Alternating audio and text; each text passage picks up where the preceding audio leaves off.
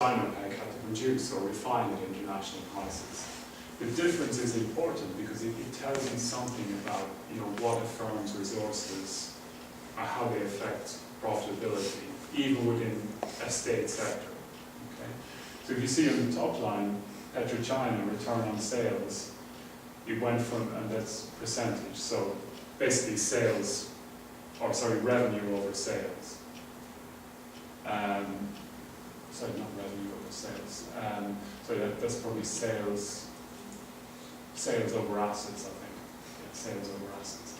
So, they went from 14% in 1998 to 28%. So they practically doubled their return on sales between 1998 and 2006. On the other hand, Sinopec, which got the refining side, in 1998, had a negative return on sales. So it faced all the pressures of sort of market prices and this sort of thing. It managed to increase its return on sales to about 7% by 2006. But you can see that the difference in returns is quite phenomenal. One, PetroChina was obviously far more profitable than Sinopec. You can see also that this applies across a range of measures. Let me see. The big difference, I think, that you could look at is this issue of self-supply. So in a sense, PetroChina, on average, was able to supply, between in 1998 about 97% of its own oil refining needs. Compared to Sinopec, which in 1998 was able to supply about 34% internally. By 2006, it was only able to supply about 20% of its own oil internally, so it had to buy the rest of it, either from PetroChina or from international markets. Okay. What that means is for someone like PetroChina, the whole integrated model thing that we talked about at the start, it wasn't really able to benefit from it. Okay? So despite being in a state sector or part of a state sector, it hasn't benefited from this sort of integrated producing model.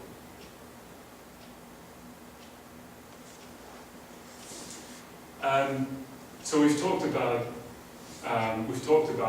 the sort of the internal restructuring. We've talked about the resources the firm has.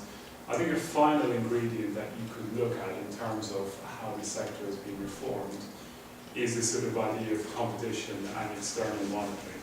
So this again appeals to the agency theory that we talked about last week. How did this happen? Well, the first one, which we discussed already, was a huge reduction in tariffs. So tariffs on products, petrochemical products being imported into China. And these fell in petrochemical product markets. They were reduced from a range of about 9% to 40% and 5%.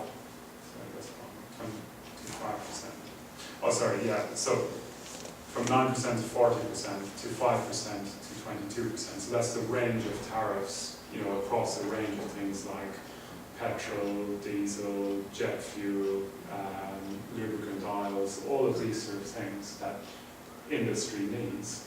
The tariffs on these during the mid-1990s were slashed, which meant that enterprises in this sector faced a lot of competition.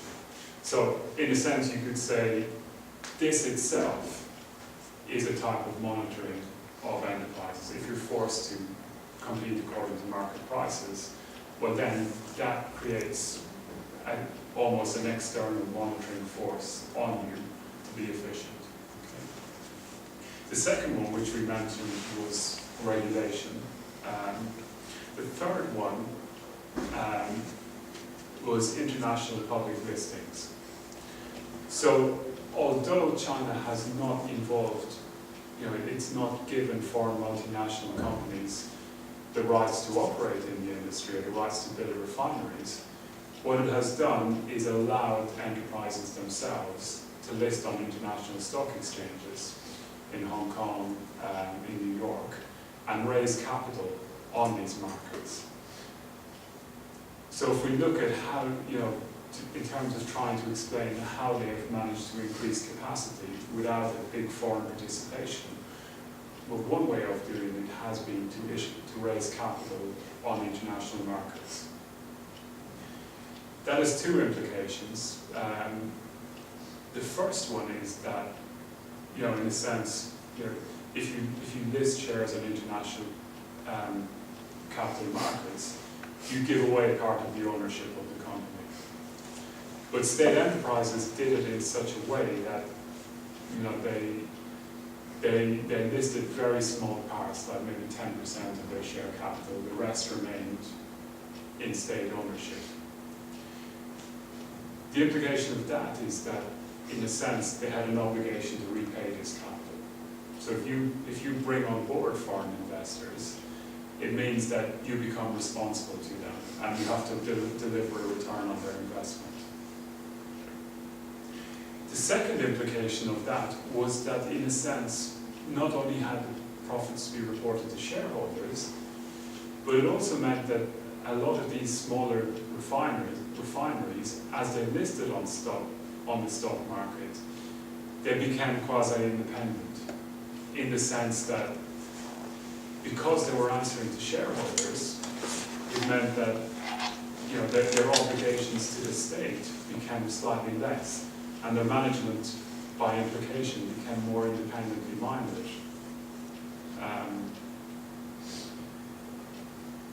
That's fine in a sense, but it does create a problem, particularly if the state itself decides at a later date that it needs to consolidate these industries.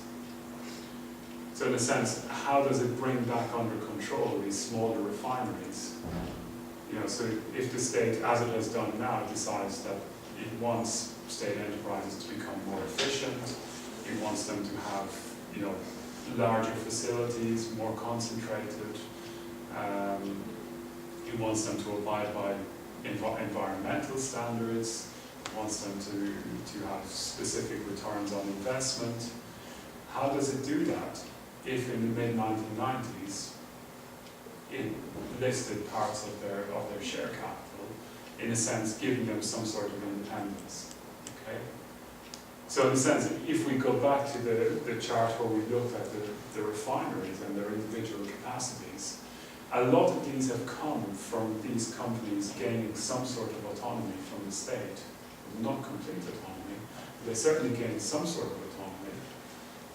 So a lot of these increases in capacity, although they mightn't bring them to sort of world-leading standards, they've certainly given their management some degree of independence and some degree of answerability to international shareholders. So if the state decides now that it actually wants to consolidate these, how does it do it? Okay? In a sense, because it's given away a certain part of its control over these.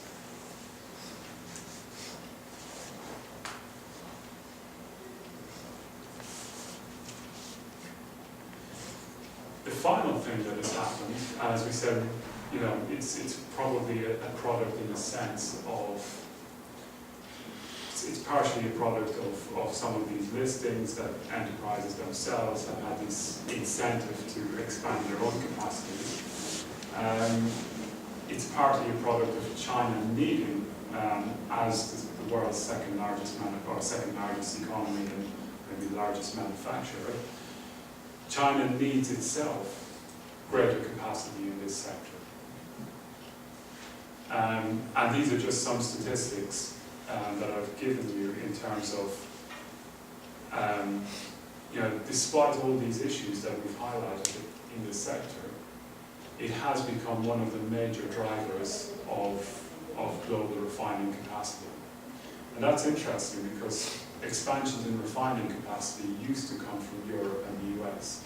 Okay, so the US as a major manufacturer used to be one of the biggest expanders of global refining capacity. The UK too at one stage, but no longer. So China is now second only to the US in terms of global refining capacity. It has about 11% of global refining capacity.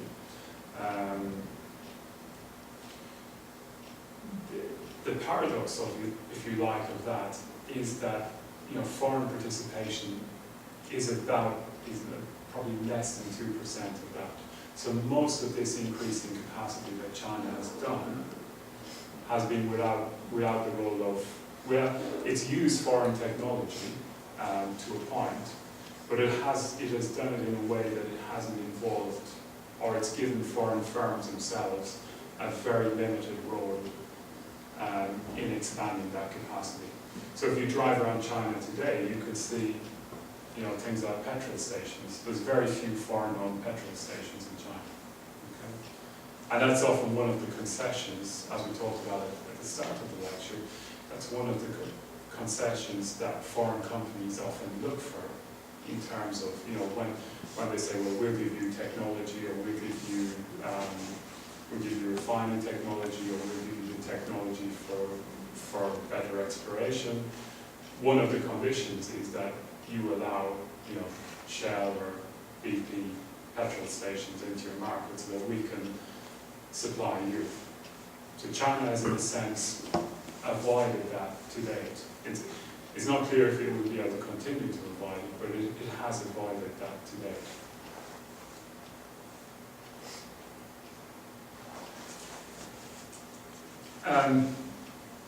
It's done this, and it's controlled prices by, in a sense, maintaining some sort of state regulation of prices. Okay? So the NDRC, which is the agency that sets petrol or fuel prices in China, it has this mechanism whereby it will consider changing the benchmark retail prices of oil products when the international crude price rises or falls by a daily average of 4% over 20 days. Okay? In a sense, that's introducing some sort of predictability. It's saying that, we will adjust the price of fuel according to market prices. If they go up by too much or fall by too much. But they've put in place, in a sense, a mechanism to do that. It's also a mechanism that the enterprises themselves, the state enterprises in the sector, can have some sort of, so if they see that oil prices have either risen or fallen by a daily average of 4% over 20 days, they know that there's going to be a change in the domestic oil price. So there's some element, although there's a strong element of state control, there's some element of predictability in terms of the international price. However, the use of this mechanism tends to be extremely politically contentious. In particular, upward adjustments, can be delayed based on political considerations. I've given you two examples of that there. One was during 2000, when there was quite considerable volatility in global oil prices, and the Beijing local government started offering subsidies to local taxi drivers, in a sense to defray the rising fuel costs.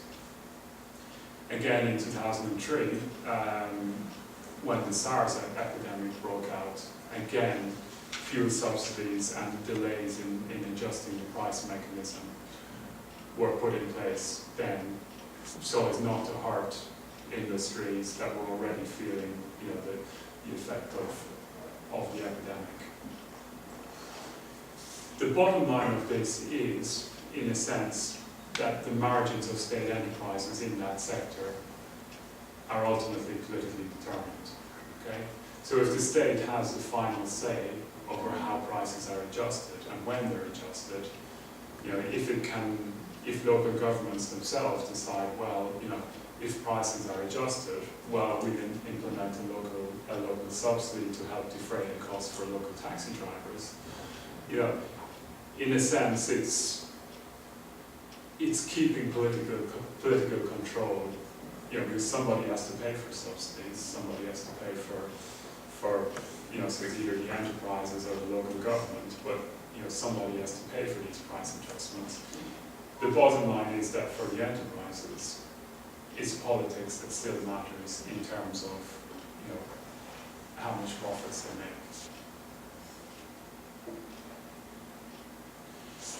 So, if, in a sense, trying to sum up, I appreciate there's a lot of material, when you look at an individual sector, in a sense, to try sum up some of the strengths and limitations of this. If you look at the limitations, you can say that, even in the morning, if China was to discover a new oil field, would it solve its supply problems? Probably not, because it would still face this issue of capacity constraint. And that applies as much to, even if China was to go out and buy international oil fields or, exploit oil resources in other countries, it would still face this domestic challenge of increasing refining capacity. So the actual infrastructure that the state sector has at present is not best equipped to deal with large-scale oil refining. It's still in transition from the pre-1978 period. So at the actual enterprise level, refineries are still constrained by their size.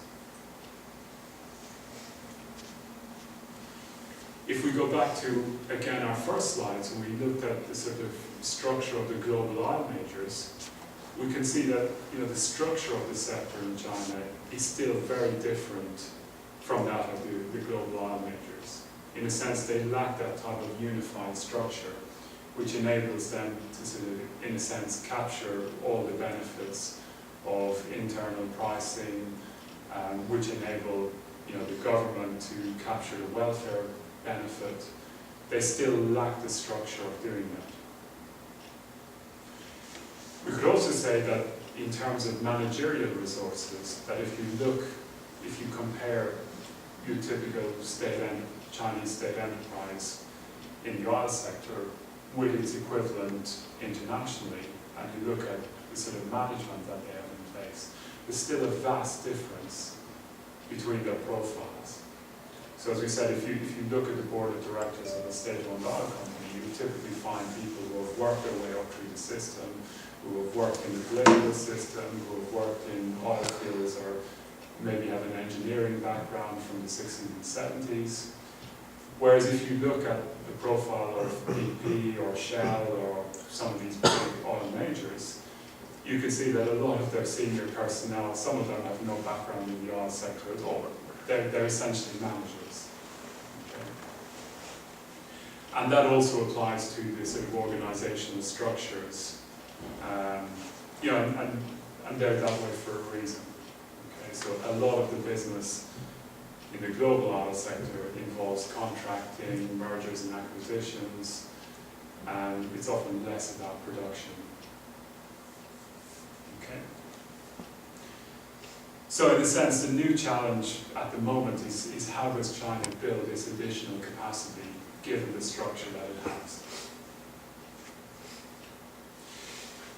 There are also political constraints. So we can say that for the enterprises themselves, this link with their parent or ministry level enterprise, and the advantage of it is that it lessens the risk they face. Unlike Shell or BP or some of these other large companies, they don't necessarily have to worry about going out and writing contracts for oil supplies. They tend to rely on their ministry level enterprise to do this. In other words, they rely on the state to do this for them. So if there's an international acquisition or a joint venture, this is nearly always signed off at the ministry level. Okay? So in a sense, this lessens the risk that these enterprises face. The downside of that is that it also limits the autonomy they have. So in a sense, they can't operate like global oil majors. And when it comes to an issue like how do they increase capacity, well, obviously, the way they have to do it is by relying on their state-owned parent companies to do it for them.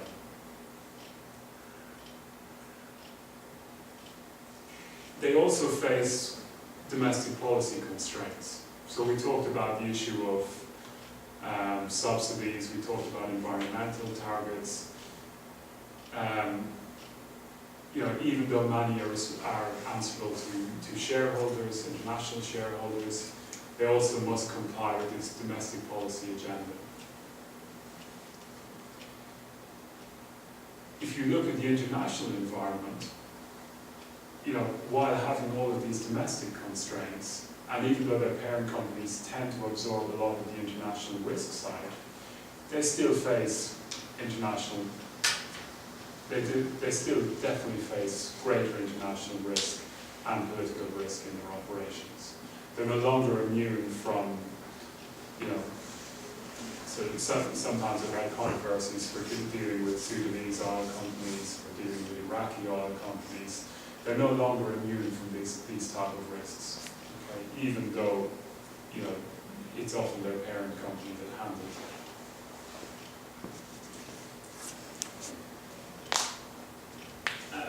What are the solutions to this?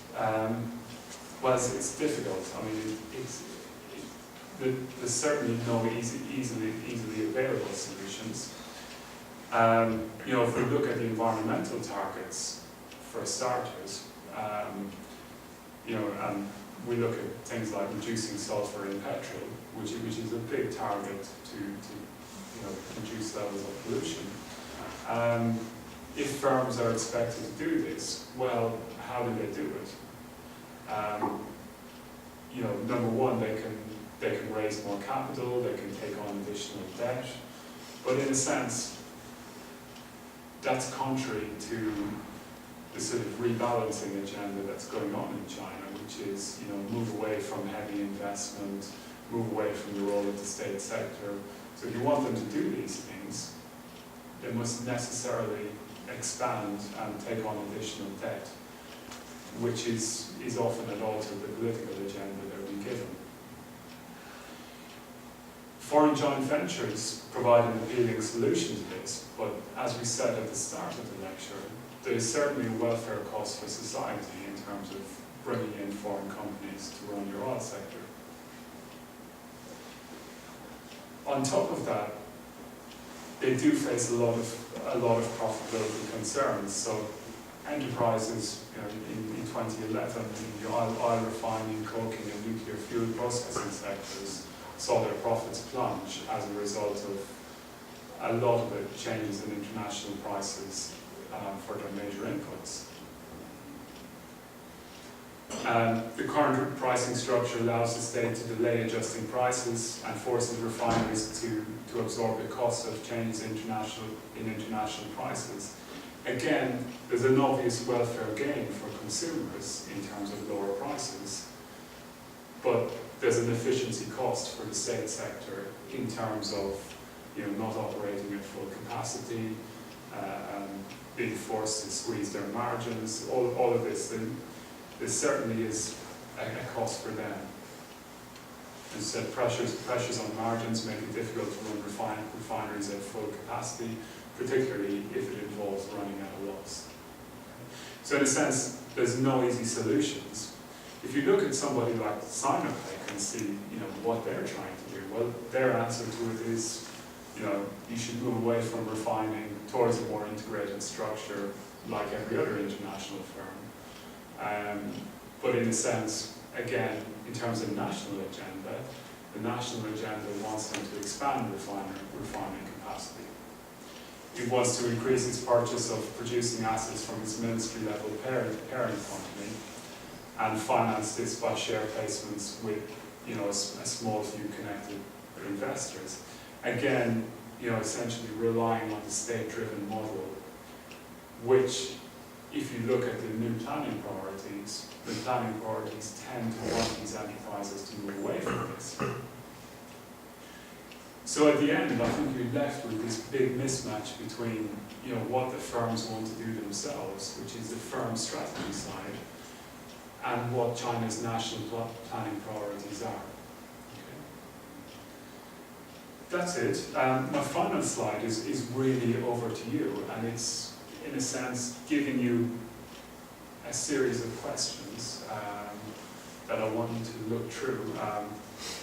If you have any answers to these or any questions on these, I'm very happy to answer them. But I think there are things you can sort of consider about the state sector generally, such as, have economic reforms themselves made it easier or more difficult to reconcile the state's role as owner, regulator, supervisor, and role in procurement? So, it's worth considering, after 3 decades of enterprise reform, have these reforms themselves actually made it more difficult, the way in which they've progressed? Has it made it harder to reform the state sector or easier? Okay? I don't think there's a clear-cut answer to that, but you can certainly say it's made it more complex. Are these state enterprises, are they relics of the past, or are they sort of China's future national champions? Is the sort of headline target that China has set itself of reducing the contribution of state-owned enterprises in industrial output from its current 27% to 10% by 2030, is this achievable? Okay? If you look at something like the petrochemical sector and the oil sector, is it really feasible, given its position, to say, right, we'll reduce it even further? And an interesting way of looking at that question might be to say, well, what happened in the 1990s when China underwent this really big reform of the state sector, when it let go millions of state employees, when it let go a lot of the smaller state enterprises? Why didn't that solve the problem? So why are we still talking about reforming the state sector? Again, is it possible to separate ownership and control by removing their appointment or the appointment of senior management from the political sphere? Again, if you're thinking about answering that question, you might look to the past and you can say, well, political appointments have served the sector very well throughout the 1960s, 1970s, even the early 1980s. They haven't done a bad job at adapting to the sector, or in terms of adapting to economic reforms. But is it possible to take their appointment out of the political sphere without taking the enterprises out of the state sector, or without taking the state out of ownership? And again, public disclosure and external audits in line with best international practice. Again, is this possible given the role of the state in the economy? Anybody, any comments and questions on that?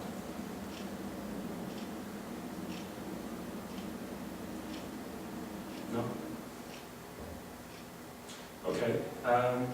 I'm due to give you one more lecture, which I think is going to be in 2 weeks' time.